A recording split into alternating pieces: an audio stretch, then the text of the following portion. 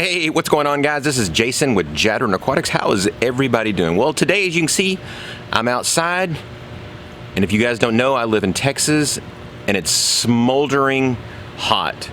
It's about 95-ish degrees today, and it's only like noon, so it's going to continue to get hotter. So I wanted to talk to you guys today about summer tubbing in places where it is extremely hot.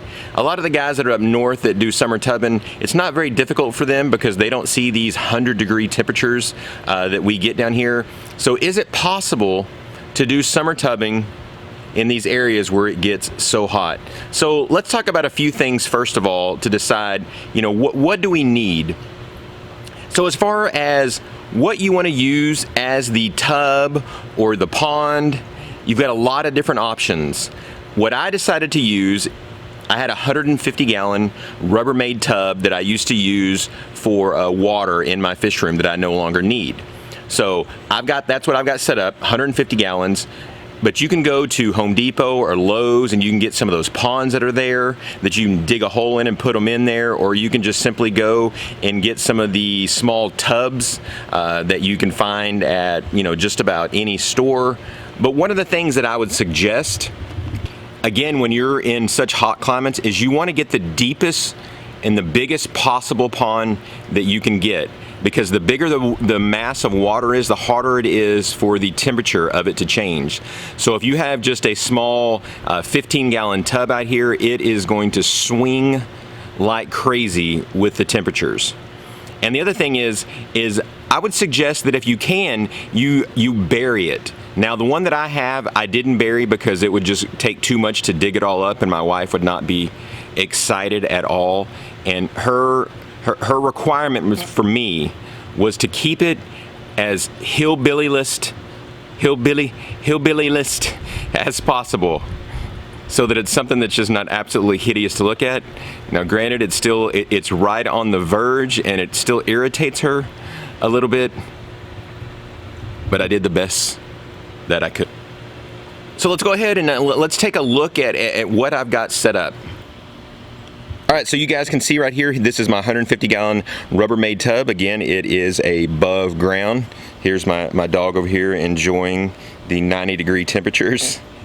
And so you guys can see that this thing is absolutely just covered in duckweed.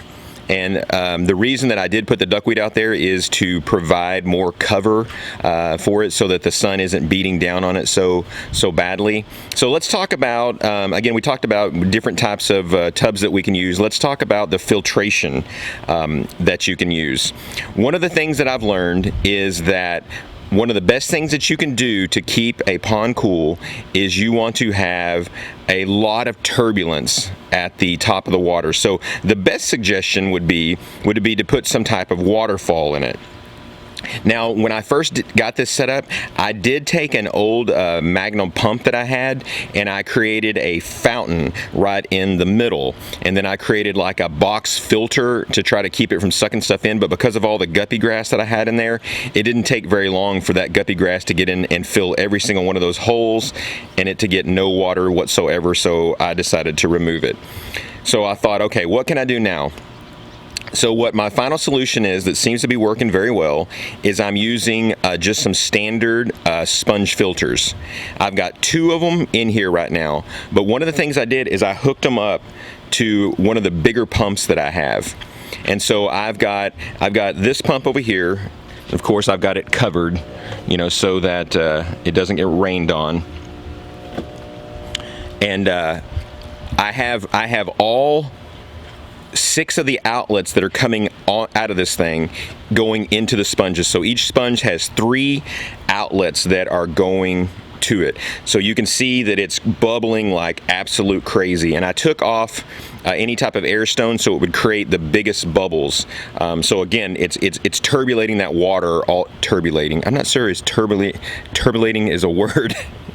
You know what I mean. So it's turning this water over like crazy, and that's helping a whole lot. But again, a fountain or a waterfall would be even better because it would really be bringing a lot of the water out and then dropping it back in. I'll pull this up here so you guys can see. Again, it's just a standard high door sponge filter It's obviously covered with moss right now. And then you can see what I decided to do is I've got the hose line coming in through this 1/2-inch PVC pipe, and I went ahead and I buried it right through here so that it comes up right here. That way people aren't constantly tripping on it. But again, it's only buried just a few inches. So it's real easy to disassemble. So I just ran the line through the PVC fittings to protect it. When I first set this thing up, it was getting way too hot. Even when it was only getting to about 85 degrees outside, it was getting 85 degrees in the water. So I talked with a friend of mine who has about 11 ponds where he breeds endlers and guppies outside. And he's in the same area as I am, and he says he basically has almost no cover on his. He doesn't hardly have any shade, he doesn't hardly have any plants, and everything seems to do fine. So that's shocking to me because his water temperature has to get up in the 90s. I wasn't really willing to go that route, so I decided I wanted to try to keep mine at least 82 degrees or below. And so, what did I decide to do with cover? You may be looking at this right now and see that it's shaded. So let's back up and you guys can see what I finally decided to do. So this is your standard pop-up 10 by 10 tent. This is one that I found at Harbor Freight. I think it was about $65. This works good because it not only provides shade for the pond, but we can also bring chairs up in here because this place has actually become a place where people come outside and sit and talk, which kind of wasn't what I planned on it being, but it's kind of cool that that's what ended up happening with it.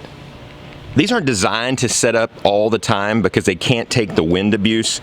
So as you can see on each one of the corners, I have a cinder block attached to these things to keep this thing from flying away. But even when the wind would get up, this thing would still act like it was going to take off. So here are the other modifications that I made. Now this is approaching hillbillydom when you do this. So, but I had to make it work. So let's look up under here. And you can see on each side, I cut out 3 wind flaps so that when the wind picks up, it'll mostly blow through these holes. So after I did this, I had no problem whatsoever anymore. And the thing I guess I was surprised about is this stuff cuts so easy that I assumed when the wind picked up that this stuff would tear, but it's been this way for almost a month now and it hasn't torn any at all. Now granted, we don't have huge winds here too often, so this is still kind of a trial process. And one of the other problems that I ran into is if you see this metal piece right here, you can probably see that it's all bending in. One of the first days that I had this thing set up, before I had the holes cut in it, this right here started catching water. And it got to where it probably had about 30 or 40 gallons of water, which is like 300 pounds. And all of that weight kept pushing and bending this thing forward. So luckily I got out here in time and got all that water out. But these things are bent so bad that I can't get them back in place. Again, this is a cheaper version of these pop-up tents. So this thing isn't designed to last for a tremendous amount of time. So right now I probably have, starting out, I probably put 150 or so all types of guppies in here. So we're gonna get all kind of mutt guppies that are coming out of this thing. I've also thrown a bunch of snails in. As you can see, it's kind of funny. I only put a few mystery snails in, but they actually have come to the top and started laying their egg sacs, which I don't see how those things are never gonna hatch because of the fact that those things have to stay moist. So they're gonna dry out almost instantly. So let me show you some underwater shots so you guys can see just some of the fish that I have in there.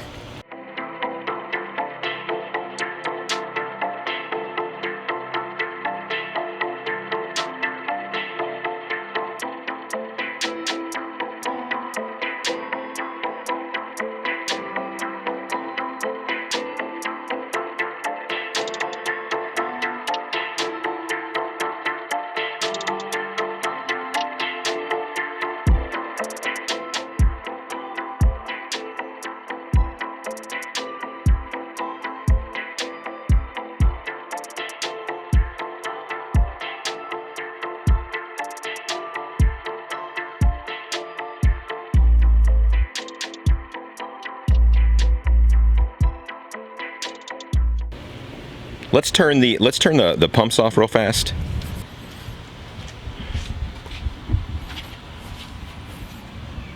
All right, with the pumps off, you guys can kind of get a better shot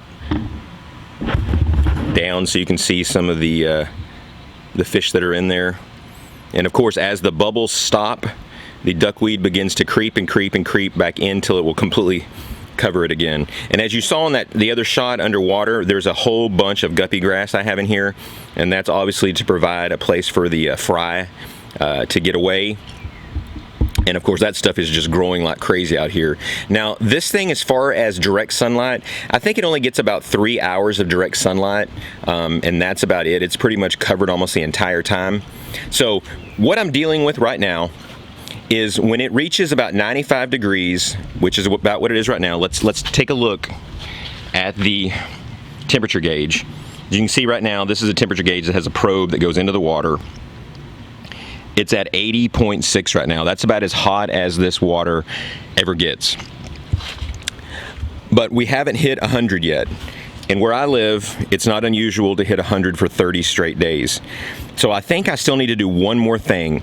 I don't think I have to do it, but I think it might be better, and I think it's going to make it look a whole lot better.